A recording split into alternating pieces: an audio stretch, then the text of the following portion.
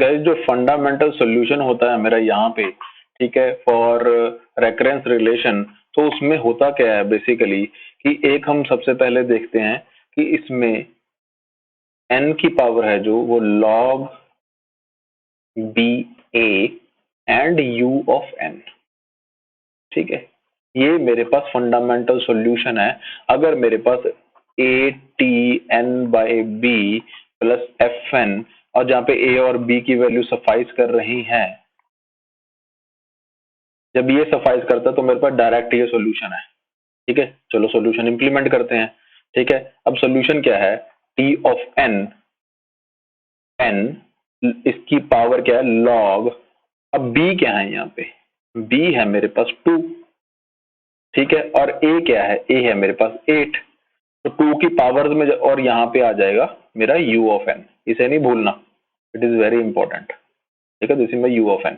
अब यहाँ पे क्या है, जब मैं 2 की पावर में करता हूँ तो 2 2 to the 4 2 3 the 8, तो यहाँ पे क्या आ जाएगा n की log, जब 2 of 8 सॉल्व करेंगे तो क्या आ जाएगा 3, ठीक है। तो n क्यूब आ गया मेरे पास यहाँ पे, log 2 of 8 की वैल्यू यहाँ पे 3 आ गई, n की power 3 and u of n। अब ये u ऑफ n क्या बला है, ठीक है, ये हमें जानना है। तो u ऑफ n में क्या होता है, u ऑफ n में यहाँ पे आपको समझा देता हूँ। u of n is based on h of n, मैं अलग अलग फंक्शन ले रहा हूँ, मान लीजिए सिंपल है, और h ऑफ n है मेरा, वो बेस पता है किस पे होता है, वो मेरा बेस होता है f ऑफ n पे, जो मुझे दिया होता है इस कंडीशन में, जब मैं a T n by b plus f of n लिखता हूँ, इसके बेसिस पे होता है, ठीक है। अब मैं निकालता हूँ जो एच ऑफ एन है, कैसे निकलता है, कोई फंक्शन का आपको सिंपल पता हो, फंक्शन में कोई मैं इनपुट देता हूँ, उससे उस फंक्शन में प्रोसेसिंग हो गया, आउटपुट आती है, ठीक है। एच एन की वैल्यू क्या होती है, f n divide by n की पावर लॉग बी ए, जो कि हमने ऑलरेडी ऐसी निकाली हुई है, आपको याद रखने की टेंशन नहीं है। सिंपल यूएन को आप सीधा भी कह सकते हो, जो यूएन है वो किस पे डिपेंड है, यूएन की वैल्यू मान लीजिए f n upon log b a, n की पावर लॉग बी ए, ठीक है। बस ये आपको याद रखना है, ये आपको थोड़ा ट्रिकी पार्ट है जो आपको यहाँ पे याद करना है। H n equal to f n upon n की power log b a, n की पावर में ये, ठीक है। अब क्या है, अगर जो ये एच एन है, जब मैं इस बेस पे सॉल्व कर लूंगा, अगर एच एन की वैल्यू एन की पावर आर में आती है, आ सकती है, ठीक है। तो अब एच एन को कैसे लिखना है, सिर्फ इसको सॉल्व करके अगर वैल्यू एन की पावर आर में आती है, तो अगर आर क्या है इसके बेसिस पे हमने देखना है। अगर आर है 0 से कम, अगर आर है 0 से ज्यादा, अगर आर आता ही नहीं, मान लीजिए लॉग में आता है, ठीक है, तो लॉग में क्या आता है, लॉग एन की power i, where i must be greater than equal to 0, तो क्या लिखना है, तब कॉम्प्लेक्सिटी क्या बनानी है, ठीक है। तो कॉम्प्लेक्सिटी क्या बनानी है, अगर आर 0 से कम है तो ओ की पावर एन आउटपुट होना चाहिए, किसका, एच एन का। अगर आर से बड़ा है तो O n of power r, ये आउटपुट होना चाहिए एच एन का, ठीक है। और अगर लॉग में है तो हमने क्या करना है, लॉग बेस 2n की power i plus 1 upon i plus 1, and i must be greater then 0। ये 3 कंडीशन मुझे सफाइस करनी है।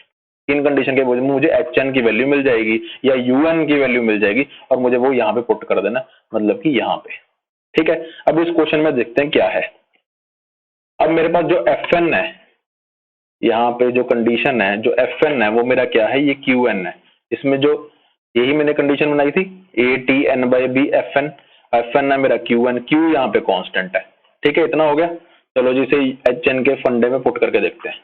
एच एन की वैल्यू, एच एन क्या होता है, एच एन मेरे पास होता है f of n divide by n की power log b of a, ठीक है। एफ एन में क्या आ गया, अब क्यू एन अपॉन एन कुछ भी है, ठीक है। अब लॉग बी ए क्या था, बी वही था 2 और ए क्या था 8, तो q of n by n cube, ये मेरे पास एच एन की वैल्यू आ गई, ठीक है।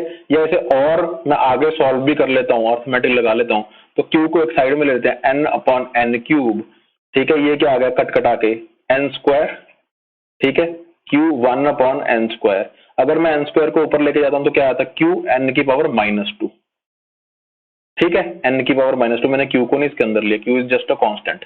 ठीक है, अब अगर इसे n ऑफ r के फॉर्म्स में देखता हूं तो r यहाँ पे क्या है, -2, r -2 है अगर, तो r क्या हुआ, लेस देन 0 हुआ, बिकॉज -2 इज लेस देन 0। ठीक है, तो r जो है मेरा लेस देन 0 हो गया, तो क्या फंडा लगेगा, ये वाला r लेस देन 0। तो यहाँ पे क्या मैं यूज करूंगा, O ऑफ 1। ठीक है, इसका मतलब क्या हुआ, HN की असली आउटपुट जो मुझे फंडा में अपने ऊपर क्वेश्चन में इंप्लीमेंट करनी है, तो वो आ गई O ऑफ 1। और जो HN पे क्या डिपेंड होता है, UN, मतलब कि क्या आ गई, O ऑफ 1 आ गई। अब मैं TN जो यहां से मैं डायरेक्टली ले लूंगा, T ऑफ N क्या आ गया था मेरे पास, N cube U of N। ठीक है, U ऑफ N की वैल्यू क्या आ गई, O ऑफ 1।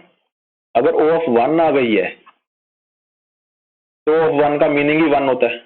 ठीक है, तो यहां पे मेरे पास फाइनल रिजल्ट क्या आ गया, T of N is equal to N cube, और इसे अगर मैं O की वैल्यूज में लिखूं तो दिस इज माई आंसर।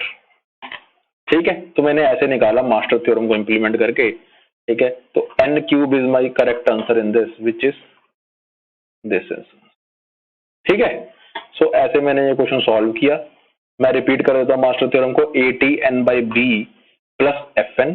ठीक है, और A जो होना चाहिए वो ग्रेटर देन इक्वल टू 1 हो सकता है, और जो B है वो ग्रेटर देन 1 हो सकता है। सबसे पहले हमें यही कंडीशन A और B चेक करना है क्वेश्चन में।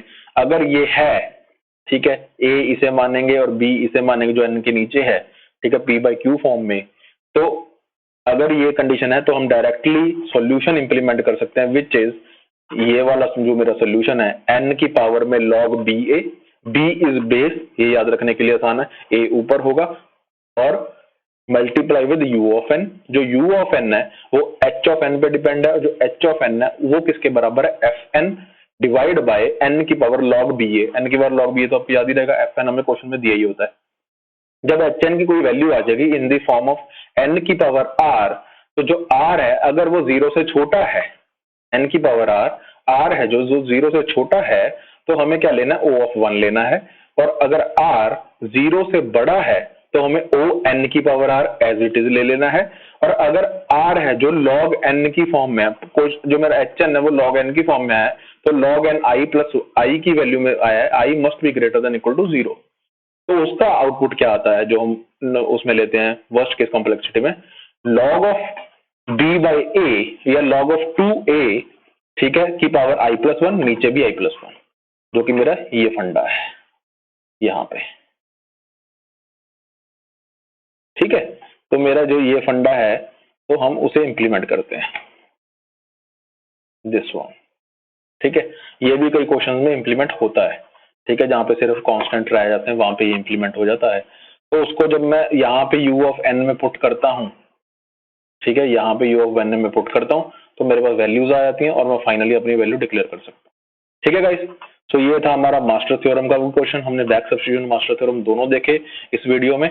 ठीक है, तो thank you so much for this information जो आप पूछते हैं कमेंट्स में और मैं आपके सामने प्रेजेंट करता हूं। If you really understood the concept, do like, share and subscribe. Thank you so much.